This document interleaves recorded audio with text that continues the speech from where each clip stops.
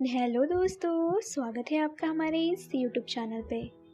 आज मैं आपको एक ऐसी लड़की की कहानी सुनाऊंगी जिसकी थी ये दूसरी सुहाग रात। तो चलिए कहानी को सुनते हैं।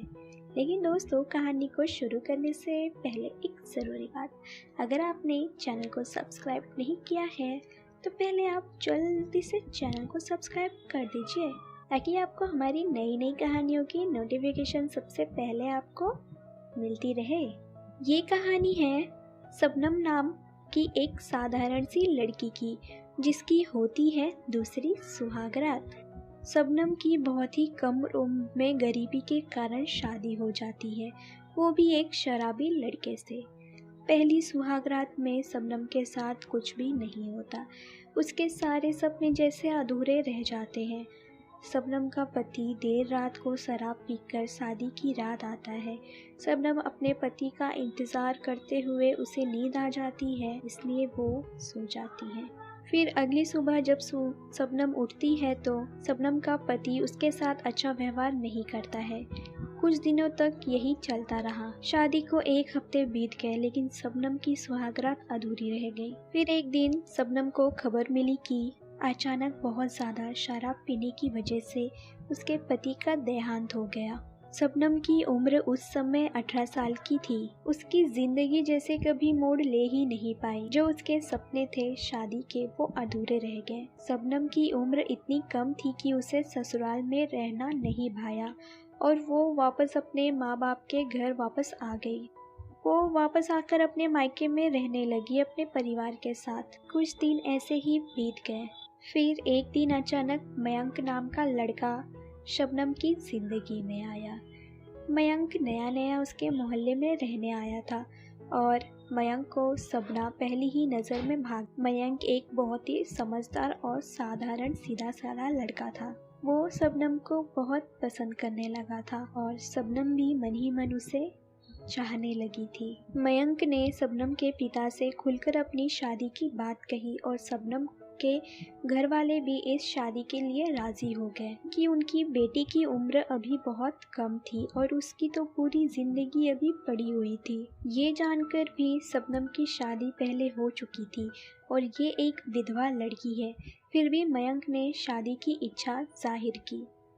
मयंक को क्योंकि इस बात से कोई एतराज़ नहीं था कि शबनम की पहले शादी हो चुकी है। मयंक को उसके साथ अपना नया जीवन शुरू करना था। फिर सबकी रजामंदी से आखिर एक दिन दोनों की शादी हो गई।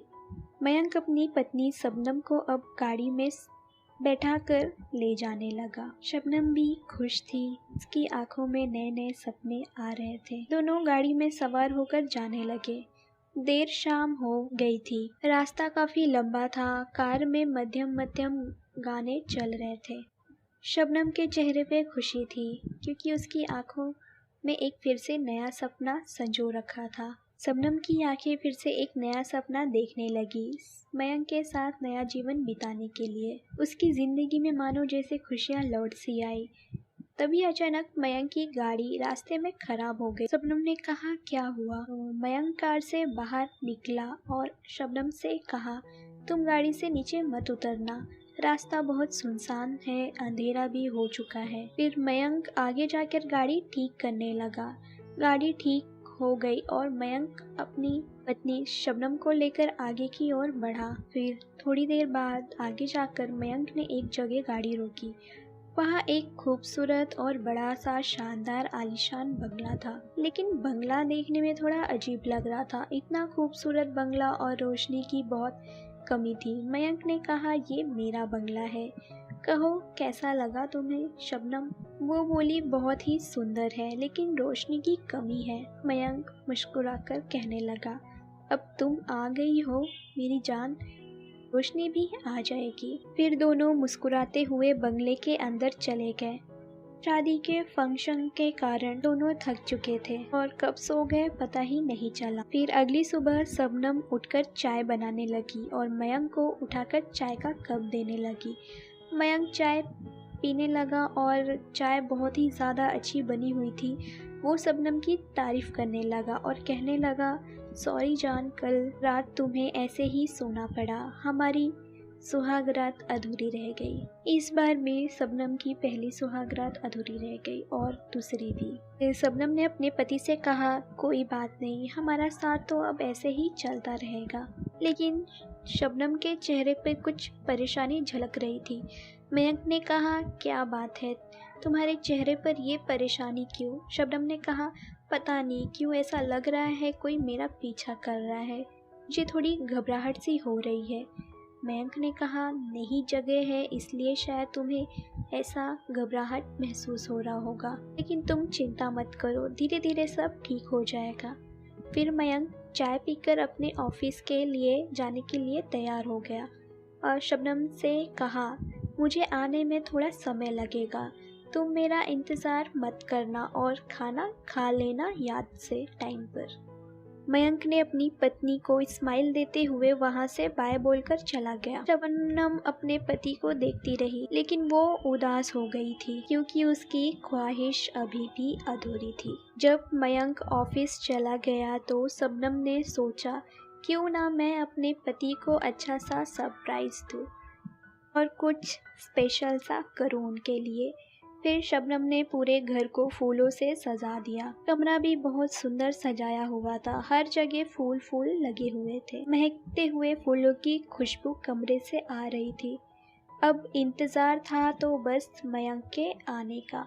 काफी समय हो चुकी थी, लेकिन मयंक ऑफिस से नहीं आया, इसलिए शबनम इस बार भी परेशान हो गई। मयंक रात को घर पर नहीं आया।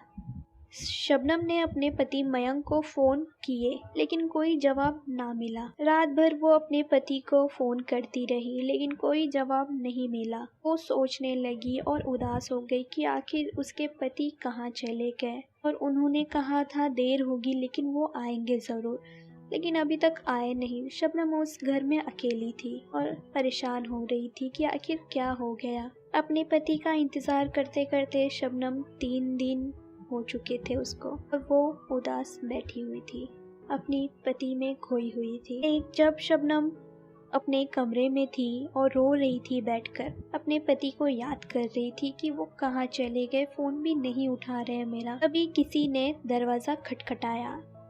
शबनम खुशी से उठकर दरवाजा खोलने चली गई। उसे लगा शायद उसके पति मयंक आ गए हैं, इसलिए वो दौड़ी भागी जल्दी से दरवाजे की तरफ गई।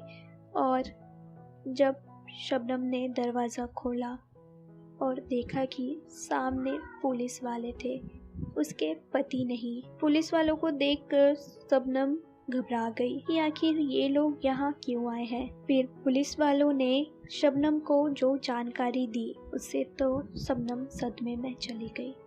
पुलिस वालों ने शबनम को जानकारी दी कि एक एक्सीडेंट में तुम्हारे पति मयंक की मौत हो चुकी है। जैसे ही शबनम ने ये सुना, वो बस वहाँ पर गिर पड़ी और खूब रोई। इस बात पर उससे यकीन ही नहीं हुआ कि उसके पति मयंक उसे छोड़कर जा चुके हैं। अभी तो उन दोनों की नई शादी हुई थी। इतना बड़ा सदमा शबनम को लगा था जैसे उसकी खुशियाँ फिर से बिखर गई हो। फिर शबनम कुछ दिन के बाद फिर से अपने मायके चली गई। आखिर वो रह के भी क्या करती। उसके सारे सपने जो टूट चुके थे, जो उसने सोचा था कि एक पत्नी की तरह एक अपने पति को खूब प्यार देगी, लेकिन अब जब पति ही नहीं है तो किसे प्यार करेगी वो। शबनम अब फिर से एक विधवा बन चुकी थी और उसकी दूसरी सुहागरात भी अधूरी रह गई।